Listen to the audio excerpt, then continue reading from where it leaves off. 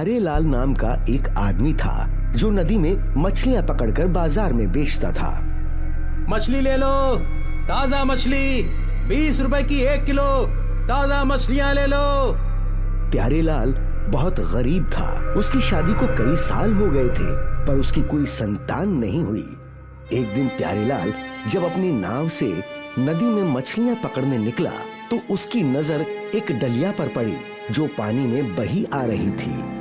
प्यारेलाल तुरंत उस डलिया को किनारे पर ले आया। उस डलिया के अंदर एक शिशु था। डलिया में एक चिट्ठी भी मिली। प्यारेलाल पढ़ा लिखा नहीं था।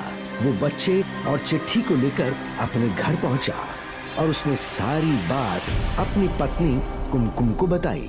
कुमकुम पढ़ना जानती थी। कुमकुम, जरा बताओ तो पढ़कर कि इस चिट्ठी में क्या लिखा है। मेरे पास वक्त बहुत कम है।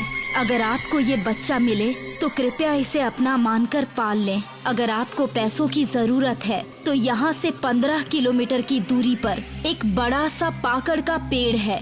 पेड़ के पीछे एक गुफा है। उस गुफा में सोने के सिक्कों से भरा हुआ एक बक्सा रखा हुआ है, लेकिन एक लाल भूत उस बक्से की रक्षा करता है। भूत को बाजरे की रोटी पसंद है। तुम आधी रात को बाजरे की सिर्फ एक रोटी लेकर वहां जाना और रोटी फेंक देना।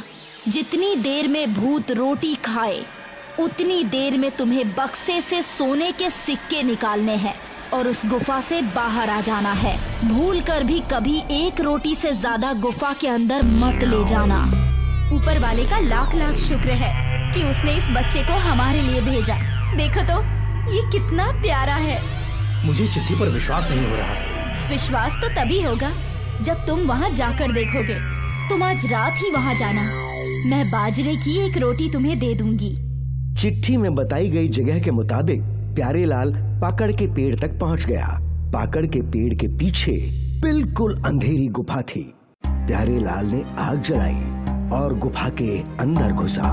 उसे एक बहुत बड़ा बक्सा दिखाई दिया जिसके ऊपर लाल भूत बैठा हुआ था।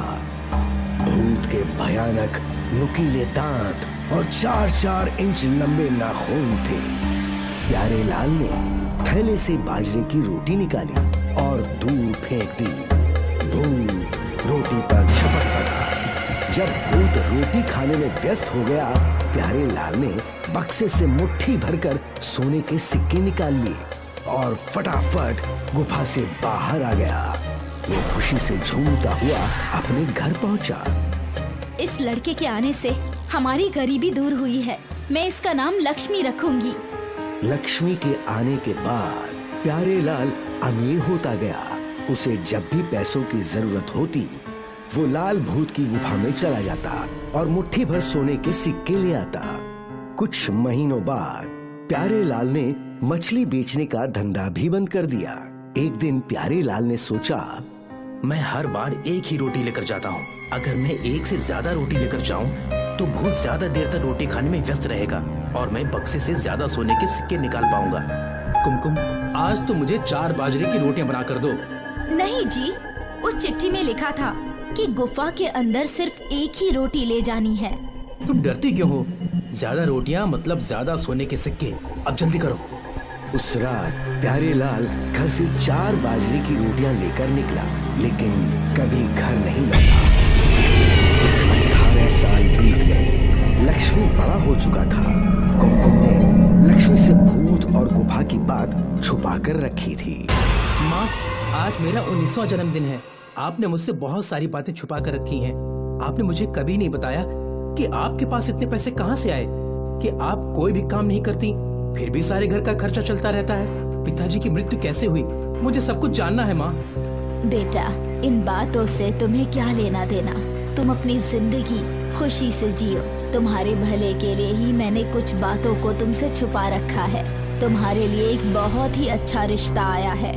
लक्ष्मी की शादी हो गई। लक्ष्मी बिना किसी काम के घर पर बैठे बैठे बोर हो जाता था। एक दिन लक्ष्मी को बहुत क्रोध आया। माँ, आज तुम्हें ये बताना ही पड़ेगा कि तुम ये सोने के सिक्के कहाँ से लाती हो। लक्ष्मी के पास सोने के सिक्के खत्म होने वाले थे।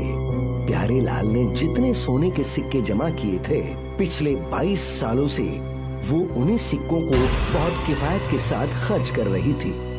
ठीक है बेटा, आज मैं तुम्हें सारी सच्चाई बता देती हूँ। मैंने तुम्हें जन्म नहीं दिया, तुम मेरे पति को नदी में मिली थी।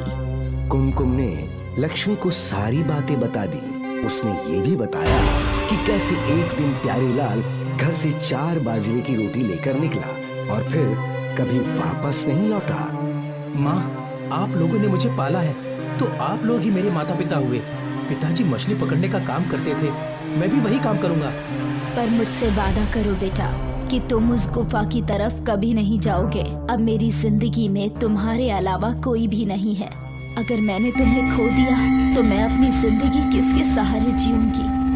लक्ष्मी ने बचे हुए सोने के सिक्कों से एक नाव खरीदी और मछली पकड़ने का सारा सामान भी खरीदा। लक्ष्मी की पत्नी प्रेग्नेंट थी। लक्ष्मी ने कई लोगों से कर्ज भी ले लिया था, तो भी घर का खर्चा पूरा नहीं हो पा रहा था। कुछ समय बाद कुमकुम बीमार पड़ गई। लक्ष्मी ने जितने भी पैसे कमाए थे वे सब कुमकुम के इलाज पर खर्च हो गए। बार बार लक्ष्मी के दिमाग में भूत और सोने के सिक्कों की ही बात घूम रही थी। मैंने माँ से वादा किया था कि मैं कभी गुफा में नहीं जाऊंगा, लेकिन अब मैं ऐसी परिस्थिति में फंस गया हूँ कि मेरे पास और कोई रास्ता नहीं बचा। अगर अब मैं पैसों का इंतजाम नहीं कर पाया तो माँ और पत्नी दोनों से हाथ धो बैठूंगा। लक्ष्मी ने 10 बाजरे की रोटियां बनाई और उन्हें लेकर गुफा की तरफ चल दिया। लक्ष्मी जब गुफा के दरवाजे पर पहुंचा तो उसे पेशाब लगी। पहले ही हल्का हो जाता हूँ, फिर गुफा में घुसूंगा। कहीं ऐसा न हो कि भूत के सामने ही मेरी सूसू निकल जाए। लक्ष्मी सूखे पत्तों के ऊपर पेशाब कर रहा था कि तभी अचानक पत्तों में से एक हाथ निकला जिसने लक्ष्मी का पैर पकड़ लिया। लक्ष्मी बुरी तरह कांप गया। कौन है? कौन है? मेरा पैर छोड़ो। लक्ष्मी ने जब अपने पैर को खींचा तो पत्तों से बाहर एक बूढ़ा आदमी निकल आया। तुम कौन हो? क्या तुम ही गुफा के भूत हो? नहीं, मैं भूत नहीं हूँ। मैं तुम्हारा असली पिता हूँ बेटा। मैंने ही तुम्हें मजबूरी में एक दिन नदी में छोड़ दिया था। मैं जानता था किसी न किसी दिन तुम इस गुफा तक जरूर आओगे। तुम अपने साथ कितनी रोटियां लाए हो? मैं अपने साथ 10 रोटियां लाया हूँ। 10 नहीं, सिर्फ 1 रोटी। भूत को एक ही रोटी की भूख होती है। तुम चाहे कितनी भी रोटियां फेंको, लेकिन भूत एक रोटी खाकर ही वापस बक्से की तरफ लौट जाता है। इसलिए कभी भी लालच में आकर भूत को 1 से ज्यादा रोटियां डालने की हिम्मत मत करना। अब मैं समझ गया कि मेरे पालनहार पिता अपने लालच के कारण मारे गए। अगर आप मुझे न मिलते तो शायद मैं भी यही गलती करता।